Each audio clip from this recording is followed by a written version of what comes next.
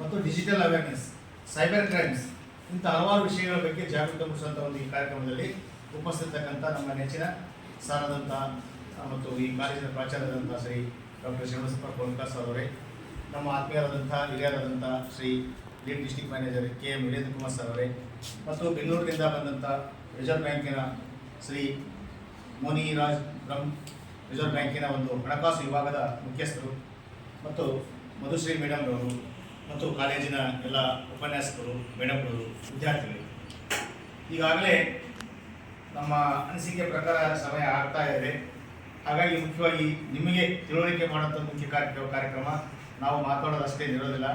ಅದು ಇವತ್ತಿನ ಕಾರ್ಯಕ್ರಮದ ಉದ್ದೇಶ ಏನಂದರೆ, ತಾವೆಲ್ಲ ಕಂಡಿದ್ದೀರಿ, ಹಣಕಾಸು ಅನ್ನೋದು ಭಾಳ ಅತ್ಯಮೂಲ್ಯವಾದದ್ದು. ಫೈನಾನ್ಸ್ ಅನ್ನೋದಂದರೆ ಎಲ್ಲದಕ್ಕೂ ಮೂಲ ಆಧಾರ. ದುಡ್ಡೇ ದೊಡ್ಡಪ್ಪನ ಒಂದು ಗಾದೆಯಾಗೆ ದುಡ್ಡಿದ್ದರೇ ಜಗವೆಲ್ಲ ಅಂತ ಹೇಳ್ತಾರಲ್ಲ, ಆ ರೀತಿ ಇವತ್ತು ನಾವು ಅದನ್ನು ರಕ್ಷಣೆ ಮಾಡ್ಕೊಳ್ಬೇಕಾಗಿದೆ. ದುಡ್ಡು ಸಾಕಷ್ಟಿದೆ, ರಕ್ಷಣೆ ಆಗ್ತಾ ಇಲ್ಲ.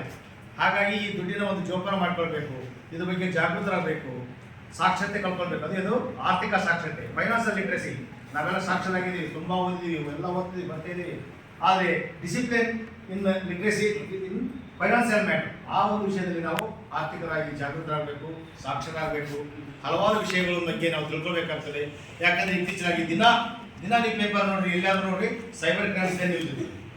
ಇವತ್ತಿನ ಪೇಪರ್ ನೋಡ್ರಿ, ಸಾಕಷ್ಟು ಫ್ರಾಡ್ಸ್ ಆಗಿದಂಥ ಇದಿದ್ದಾವೆ. ಸುಮಾರು 100 ವಂಚನೆ ಪ್ರಕರಣಗಳು, ಸೈಬರ್ ಕ್ರೈಮ್ಸ್ ಆದದ್ದು. ನಿನ್ನೆ ಪೇಪರ್ನಲ್ಲಿ ನೋಡಿರ್ಬೋದು, ನಿನ್ನೆ ಸಹ ನಮ್ಮ ಕೊಪ್ಪಳದಲ್ಲಿ ಒಬ್ಬರು ಅನಾಹುತರು ಜಾಬ್ ಕೊಡ್ತೀವಿ ಅಂತ ಹೇಳಿ ನಿಮಗೆ ಮೋಸ ಮಾಡಿದ್ದಾರೆ. ಸಾಕಷ್ಟು ಸುಮಾರು 19 ಲಕ್ಷ ರೂಪಾಯಿ ಕಳ್ಕೊಂಡಿದ್ದಾರೆ. 19 ಲಕ್ಷ ಒಂದಲ್ಲ ಎರಡಲ್ಲ. ನೋಡಿ, ದುಡ್ಡು ಎಷ್ಟು ಅಮೂಲ್ಯವಾದದ್ದು. ಅಂಥ ದುಡ್ಡಿನ ಮಹತ್ವ ನಾವು ಅದನ್ನು ಹೇಗೆ ಕಳ್ಕೊಳ್ಬೇಕು, ಹೇಗೆ ಉಳಿಸ್ಕೊಳ್ಬೇಕು, ಕಳ್ಕೊಳ್ಳೋದು ನಮ್ಮದು ತಡೆಗಟ್ಟೋದು ಹೇಗೆ. ಹೋಗ್ಬಿಡ್ತದೆ. ಡಿಜಿಟಲ್ನಲ್ಲಿ ಏನಾದರೂ ಆಗ್ತದೆ, ಏನಾದರೂ ವ್ಯವಹಾರ ಆಗ್ತದೆ, ಅದನ್ನು ಕಂಡುಹಿಡಿಯಕ್ಕೆ ಆಗ್ತಾ ಇಲ್ಲ. ಇನ್ನು ಸೈಬರ್ ಡಿಪಾರ್ಟ್ಮೆಂಟಿಂದ ಆಗ್ತಾ ಇಲ್ಲ. ಎಷ್ಟೋ 106 ಕೋಟಿ 109 ಕೋಟಿ ವಂಚನೆ ಆಗಿದ್ರೆ ಕೇವಲ 9 ಕೋಟಿ ಅಷ್ಟೇ ನಮಗೆ ಫೈಂಡ್ ಔಟ್ ಆಗ್ತಾ ಇದೆ. ಹಾಗಾಗಿ ನಾವು ಜಾಗೃತರಾಗೋದು ಅಷ್ಟೇ ಕೆಲಸ ಇಲ್ಲಿ. ನಾವು ಅದರಿಂದ ಜಾಗೃತ ಆಗಬೇಕು. ಹೇಗೆ ನಾವು ಈ ಒಂದು ಕಂಪ್ಯೂಟರು, ಆಮೇಲೆ ಲಿಟ್ರಸಿ, ಮೊಬೈಲ್ಗಳು, ಇದನ್ನೆಲ್ಲ ಏನು ಯೂಸ್ ಮಾಡ್ತಾ ಇದೀವಲ್ಲ, ಇದರಿಂದ ಎಷ್ಟು ಅನುಕೂಲ ಇದ್ದಾವೆ ಅಷ್ಟೇ ನಮಗೆ ಹಿಂದಿನಿಂದ ತೊಂದರೆಯೂ ಸಹ ಆಗ್ತಾ ಇದೆ. ಹಾಗಾಗಿ ಅದ್ರ ಬಗ್ಗೆ ಜಾಗೃತರಾಗಬೇಕು. ಅದರ ಕಾಳಜಿ ನಮ್ಮ ಭಾರತೀಯ ರಿಸರ್ವ್ ಬ್ಯಾಂಕ್. ಗೊತ್ತಲ್ಲ, ಭಾರತೀಯ ರಿಸರ್ವ್ ಬ್ಯಾಂಕ್ ಇದು ಏಪ್ರಿಲ್ 1, 1935 ಸ್ಥಾಪನೆ ಆಗಿದೆ. ಭಾರತೀಯ ರಿಸರ್ವ್ ಬ್ಯಾಂಕ್ ಅಂದರೆ ಇದು ದೇಶದ ದೊಡ್ಡ ಅಗ್ರಗಣ್ಯ ಬ್ಯಾಂಕು. ಇದು ಕೇಂದ್ರ ಸರ್ಕಾರ ಮತ್ತು ಹಣಕಾಸು ಸಚಿವಾಲಯದ ಸ್ಥಾಪನೆಯಾಗಿದೆ. ಇದರ ಮೂಲ ಉದ್ದೇಶ ಈ ಒಂದು ಬ್ಯಾಂಕಿಂಗ್ ಇಡೀ ದೇಶದಲ್ಲಿರ್ತಕ್ಕಂಥ ಎಲ್ಲ ಬ್ಯಾಂಕಿನ ಒಂದು ಕಂಟ್ರೋಲ್ ಇಟ್ಕೊಳ್ಳೋದು. ಫೈನಾನ್ಸ್ ಮ್ಯಾಟರ್ಸ್ ಇರ್ಬೋದು, ನೋಟುಗಳ ಮುದ್ರಣ ಇರ್ಬೋದು, ನೋಟುಗಳ ಅಮಾನ್ಯೀಕರಣ ಇರ್ಬೋದು, ಈ ರೀತಿ ಹಲವಾರು ಮುಖ್ಯವಾದಂಥ ಕೆಲಸಗಳನ್ನು ಈ RBI ಮಾಡ್ತಾ ಇದ್ದೀವಿ.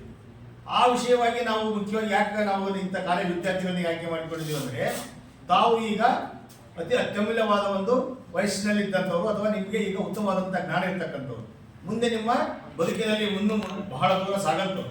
ಹಾಗಾಗಿ ನಿಮಗೆ ಆ ಲಿಟ್ರಸಿ ಗೊತ್ತಿದ್ರೆ, ನಿಮಗೆ ಜಾಗೃತಿ ಗೊತ್ತಿದ್ರೆ, ನೀವು ಒಬ್ಬರು ಗೊತ್ತಿದ್ರೆ ನಿಮ್ಮ ಕುಟುಂಬಕ್ಕೆ ಅದು ಅನುಕೂಲ ಆಗುವ ಉದ್ದೇಶದಿಂದ ನಿಮ್ಮ ಕುಟುಂಬದಲ್ಲಿ 5 ಜನ ಇರ್ಬೋದು, 6 ಜನ ಇರ್ಬೋದು, 8 ಜನ ಇರ್ಬೋದು, ಅಷ್ಟು ಜನಕ್ಕಾದರೂ ಒಂದು ಸಾಕ್ಷರತೆ ಗೊತ್ತಾಗ್ತದೆ ಅನ್ನೋ ಉದ್ದೇಶಕ್ಕೆ ಈ ನಮ್ಮ ರಿಸರ್ವ್ ಬ್ಯಾಂಕು ಪ್ರತಿ ಶಾಲೆಗಳಿಗೆ ಹೋಗುವಂಥ ಕಾರ್ಯಕ್ರಮ ಮಾಡ್ತಾ ಇದೆ. ಪ್ರತಿ ಶಾಲೆಗಳಿಗೆ ಲಿಟ್ರಸಿ ಕಾರ್ಯಕ್ರಮ, ಪ್ರತಿ ಸ್ಕೂಲು ಕಾಲೇಜಸ್ಗೆ ಇವತ್ತು ಇಲ್ಲಿ ಮಾಡ್ತಾ ಇದ್ದೀವಿ. ನಾಳೆ ಜವಾಹರ್ ನವೋದಯ ಕಾಲೇಜ್ ಮಾಡ್ತಾ ಇದ್ದೀವಿ. 9 to 11, 9ರಿಂದ 10ನೇ ತರಗತಿ ಹುಡುಗ ಮಕ್ಕಳಿಗೆ ಮಾಡ್ತಾ ಇದ್ದೀವಿ. ಮೊನ್ನೆ ನಾವು ಇಲ್ಲೇ ಕೊಲ್ಲಿ ನಾಗೇಶ್ವರ ಕಾಲೇಜಿನಲ್ಲಿ ಒಂದು ಸುಮಾರು 200-300 ಹುಡುಗರಿಗೆ ಈ ಅವೇರ್ನೆಸ್ ಪ್ರೋಗ್ರಾಮ್ ಮಾಡಿದ್ವಿ. ಬೆಂಗಳೂರಿನಿಂದ crime investigation department, CID department inspector ಬಂದಿದ್ದರು. ಸಾಕಷ್ಟು ಸೈಬರ್ ಕ್ರೈಮ್ಸ್ ಬಗ್ಗೆ ಹೇಳಿದರು. ಯಾವ ರೀತಿ ಆಗ್ತದೆ, ಪವರ್ ಪಾಯಿಂಟ್ ಪ್ರೋಗ್ರಾಮ್ ಮುಖಾಂತರ ಸಾಕಷ್ಟು ನಾವು ತಿಳಿಸಿದ್ವಿ. ಯಾವ ರೀತಿ ಫ್ರಾಡ್ ಆಗ್ತದೆ, ನಮ್ಮ ದುಡ್ಡು ಯಾವ ರೀತಿ ಹೋಗ್ತದೆ ಗೊತ್ತಿದೆ, ಸಾಕಷ್ಟು ಹೋಗ್ತದೆ. ಈಗೆಲ್ಲ ಹಳೆ ಕಾಲ ಇತ್ತು. ನಾವೆಲ್ಲ ಮೊದಲೆಲ್ಲ ನಾವು ಬ್ಯಾಂಕ್ನಲ್ಲಿ ಹೇಳ್ತೀವಿ, ಯಾರಿಗೂ ಆಧಾರ್ ಕಾರ್ಡ್ ಕೊಡಬೇಡ್ರಿ, ಯಾರಿಗೂ ಪಾಸ್ಬುಕ್ ಕೊಡಬೇಡ್ರಿ, ಯಾರಿಗೂ ಪಾನ್ ಕಾರ್ಡ್ ಕೊಡಬೇಡ್ರಿ, ಯಾರೇ ಕೇಳಿದ್ರೆ OTP ನಂಬರ್ ಹೇಳಕ್ಕೆ ಹೋಗ್ಬೇಡ್ರಿ, OTP ಹೇಳ್ಬೇಡ್ರಿ ಅಂತ ನಾವು ಸರಿಯಾಗ OTP 3 ಅಕ್ಷರ ಉಳಿದಿವಿ ಹೊರತು ಬೇರೆ ಜ್ಞಾನ ಗೊತ್ತಾಗಲಿಲ್ಲ. ಅದಕ್ಕೆ ಇದನ್ನೆಲ್ಲ ತಿಳ್ಕೊಂಡ್ರು. ಇವೆಲ್ಲ ಸೈಬರ್ ವಂಚನೆ ಏನು ಮಾಡ್ತಾ ಇದ್ರು, ಇದು OTP ಅನ್ನೋದು ಬಿಟ್ಟು ಅವ್ರು ಬೇರೆ ದಾರಿ ಹಿಡ್ಕೊಂಡ್ರು. ಏನಾದರೂ ಯಾರ್ಯಾರು ಕೇಳಿದ್ರೆ ಎಲ್ಲ ಕೊಡ್ತಿದ್ರು. ಏನಾದ್ರು ಕೇಳಿದ್ರೆ ನೋಡ್ರಿ, ನಾವು OTP ಹೇಳೋದಿಲ್ಲ ಅಂತ ಅವರೇ, ನೀವು OTP ಹೇಳ್ಬೇಡ್ರಿ ಅಂತ ಹೇಳ್ತಿರ್ತಾರೆ. ನೀವು ಹೇಳಿ ನಾವು OTP ಮಟ್ಟಿಗೆ ಹೇಳಕ್ಕೆ ಹೋಗೋದಿಲ್ಲ. ಒಂದು 3-4 ನಂಬರ್ ಬಂದವರು ನಾವು ನಂಬರ್ ಅಷ್ಟೇ, ನಂಬರ್ ಆದ್ರೆ ಹೇಳ್ತೀವಿ, ನಾವು OTP ಹೇಳೋದಿಲ್ಲ ಅಂತ. ಇಷ್ಟು ನಮಗೆ ಮೋಸ ಮಾಡ್ತಾ ಇದ್ರು. ನೋಡ್ರಿ, ನಮ್ಮನ್ನು ಎಷ್ಟು ನಾವು ಸೈಬರ್ ವಂಚಕರು ನಮ್ಮನ್ನ ಎಂಥ ಒಂದು ಮಟ್ಟಕ್ಕೆ ಹೋಗ್ತಾ ಇದ್ದಾರೆ ಅಂದರೆ, ಅಂಥ ಒಂದು ಜಾಗೃತಿ ಮೂಡುವಂಥ ಕಾರ್ಯಕ್ರಮ. OTP ಅಂತ ನಮ್ಗೆ ಹೇಳಿದ್ರೆ, OTP ಹೇಳ್ಬೇಡ ಅಂತ ಹೇಳಿದ್ರೆ ನಾವು OTP ನಂಬರ್ ಹೇಳೋದಿಲ್ಲ. ಅಲ್ಲ, ಬೇರೆ ನಂಬರ್ ಬಂದು ಆ ನಂಬರ್ ಹೇಳ್ತೀವಿ.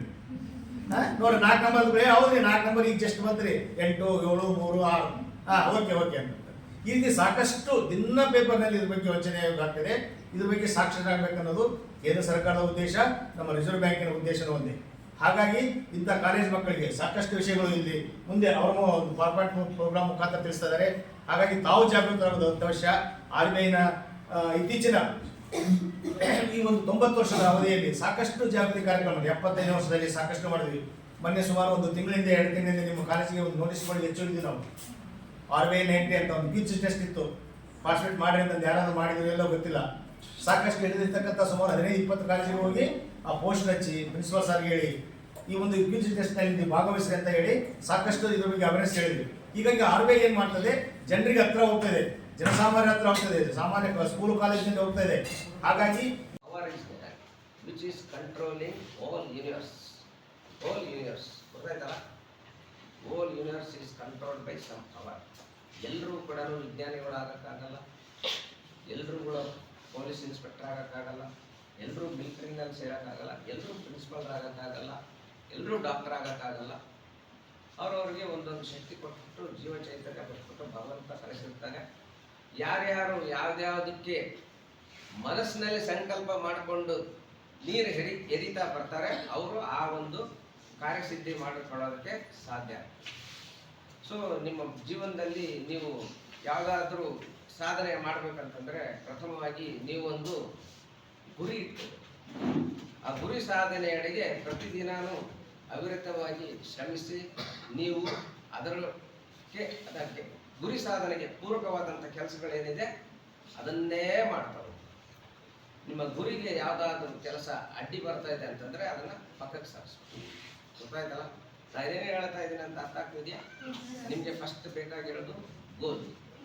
ನಿಮಗೆ ಗೋಲೇ ಇಲ್ಲ ಅಂತಂದರೆ ಏನಾಗುತ್ತೆ, ಒಂದು ನಾವಿಕ ಆ ದೋಣಿ ಎಲ್ಲಿ ನಡೆಸ್ಕೊಂಡು ಹೋಗ್ಬೇಕು ಗೊತ್ತಿಲ್ಲ, ನಾವಿಕನಿಲ್ಲದ ದೋಣಿ. ನಾವಿಕ ಅದರಲ್ಲಿ ಇದ್ದ ಸಮರ್ಥವಾಗಿ ವರ್ಕ್ ಮಾಡಿದ್ದಾರೆ. ಸೊ ಈ should so many works for their social activities. Rotary ಕ್ಲಬ್ನಲ್ಲಿ ಪ್ರೆಸಿಡೆಂಟ್ ಆಗಿ, ಸೆಕ್ರೆಟರಿ ಆಗಿ ಎಷ್ಟು ಕೆಲಸ ಮಾಡಿದಾರೋ. ಮತ್ತು ಅವ್ರ ಜೊತೆ ನಮ್ಮ ಕಾಲೇಜ್ಗೆ ಅವ್ರ ಜೊತೆ ಒಂದು ವಿಶೇಷ ಸಂಬಂಧ ಇದೆ. ನಾವು ಅನೇಕ ಪ್ರೋಗ್ರಾಮ್ಸ್ ಮಾಡೋಕ್ಕೆ ಅವರೆಲ್ಲ ಬಂದಿದ್ದಾರೆ, ಮಾಡಿದ್ದಾರೆ. ನಮ್ಮ NSS ಪ್ರೋಗ್ರಾಮ್ಸ್ಗಳಲ್ಲೆಲ್ಲ ಕಾರ್ಯಕ್ರಮ ಕೊಟ್ಟಿದ್ದಾರೆ. ಸೊ ಆ ಕಾಂಟ್ಯಾಕ್ಟ್ಸು ಮತ್ತು ಇರೋದರಿಂದ ಅವರು ಸೆಲೆಕ್ಟ್ ಮಾಡಿದ್ದಾರೆ. ಸೊ ಒಂದು ಒಳ್ಳೆಯ ಕಾರ್ಯಕ್ರಮ ನಮ್ಮ ಸ್ಟೂಡೆಂಟ್ಸಿಗೆ ಕೊಡಬೇಕು ಅಂತ ಹೇಳಿ. ಸೊ ಹಾಗಾಗಿ ನಾನು RBI ಸ್ಪೆಷಲಿ ಈ ಫೈನಾನ್ಷಿಯಲ್ ಇನ್ಕ್ಲೂಷನ್ಸ್ ಆ್ಯಂಡ್ ಡೆವಲಪ್ಮೆಂಟ್ ಡಿಪಾರ್ಟ್ಮೆಂಟ್ಗೆ ಏನಿದೆ ನಾನು ಥ್ಯಾಂಕ್ಸ್ ಹೇಳಕ್ಕೆ ಇಷ್ಟಪಡ್ತಾ ಇದ್ದೀನಿ.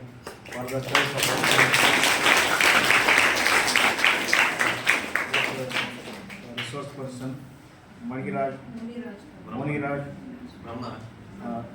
Sir and madam Madhushree